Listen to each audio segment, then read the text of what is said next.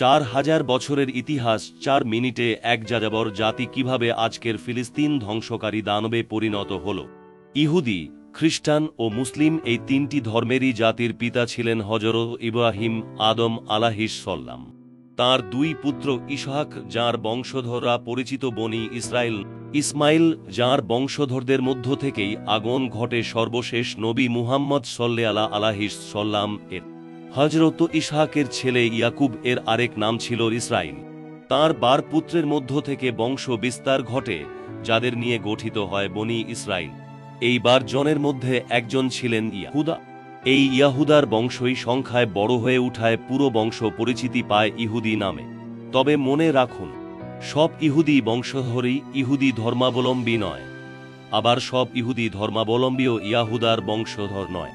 তাদের ইতিহাস শুরু হয় কেনান নামক স্থানে, যা বর্তমানে ফিলিস্তিন। পরে দুর্ভিক্ষ দেখা দিলে ইয়াহুদা ও তার ভাইয়েরা মিশরে চলে যায়, যেখানে তাদের ভাই ইউসুফ তখন রাজা ছিলেন। তাদের এই অবস্থান ভালোই ছিল যতক্ষণ না ক্ষমতায় আসে ফেরাউন। ফেরাউনের আমলে বনি ইসরায়েলদের ওপর নেমে আসে চরম অত্যাচার।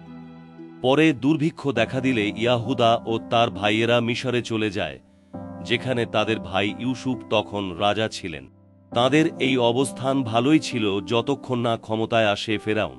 ফেরাউনের আমলে বনি ইসরায়েলদের ওপর নেমে আসে চরম অত্যাচার। আল্লাহ তখন তাদের মুক্তির জন্য পাঠান হযরত মুসা নবীকে এবং দেন তাওরাত কিতাব। মুসা নবী আল্লাহর সাহায্যে ফেরাউনকে নীলন্দে ডুবিয়ে বনি ইসরায়েলীদের মুক্ত করেন। কিন্তু এরপরই শুরু হয় আসল বিপর্যয়।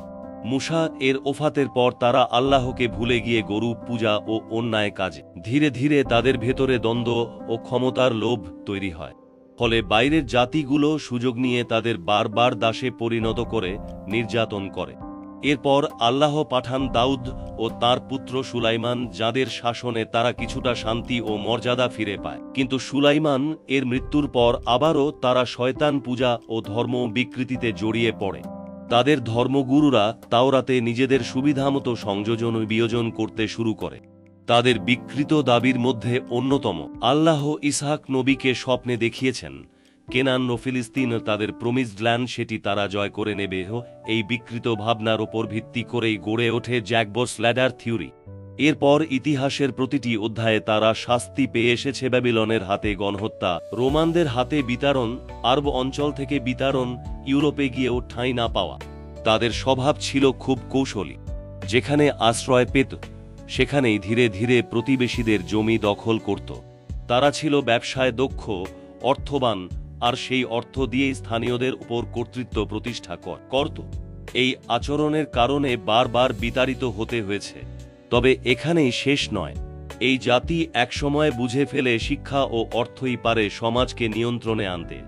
তারা ধর্ম লুকিয়ে ইউরোপে শিক্ষা, ব্যবসা ও প্রযুক্তিতে অগ্রগতি অর্জন করতে থাকে। 18 শতকের শেষে থিওডোর হার্জেল নামে একজন ইহুদি শুরু করেন জিওনিজম আন্দোলন, যার মূল লক্ষ্য ফিলিস্তিনে আবারও ইহুদি রাষ্ট্র প্রতিষ্ঠা। বিশ্বযুদ্ধের টার্নিং পয়েন্ট। প্রথম বিশ্বযুদ্ধের সময় যুক্তরাজ্য অস্ত্র তৈরির কাঁচামাল গ্লিসারিন জার্মানি থেকে পাচ্ছিল না। তখন ইহুদি বিজ্ঞানী চাইম ওয়াইজম্যান বিকল্প হিসেবে এসিটোন আবিষ্কার করেন। যুদ্ধে বড় অবদান রাখার পর তিনি পুরস্কার হিসেবে ফিলিস্তিনকে ইহুদিদের জন্য বরাদ্দ করার দাবি করেন। এরপর আসে দ্বিতীয় বিশ্বযুদ্ধ। সেখানে ইহুদিদের উপর হোলোকাস্ট চালায় হিটলার। প্রায় 60 লাখ ইহুদি নিধনের অভিযোগ তুলে বিশ্বব্যাপী তাদের প্রতি সহানুভূতি তৈরি করা হয়। এই সময়টাকেই ব্যবহার করে জিওনিজম আন্দোলন পায় তীব্র গতি। এই সময়ে তারা ফিলিস্তিনিদের বাড়ি ভাড়া করে থাকত। এরপর বেশি দামের লোভ দেখিয়ে বাড়ি কিনে নিত। কিছু কিছু জায়গায় তারা শক্তিশালী হয়ে বাড়িঘর দখল করা শুরু করে। এরপর ফিলিস্তিনিরা আন্দোলন ও প্রতিবাদ করে যে তাদের ঘর বাড়ি দখল করে নেওয়া হচ্ছে। এই সংকট সমাধানে ব্রিটেন ও জাতিসংঘ ঘোষণা করে 12 কোটি ফিলিস্তিনির জন্য 55% জমি, আর মাত্র 6 লাখ ইহুদির জন্য 45%। এই অন্যায়েরই জন্ম নেয় ইসরায়েল রাষ্ট্র, যার প্রথম প্রেসিডেন্ট হন সেই চাইম ওয়াইজম্যান। ইসরায়েল রাষ্ট্র ঘোষণার 6 মিনিটের মধ্যেই আমেরিকা স্বীকৃতি দেয়।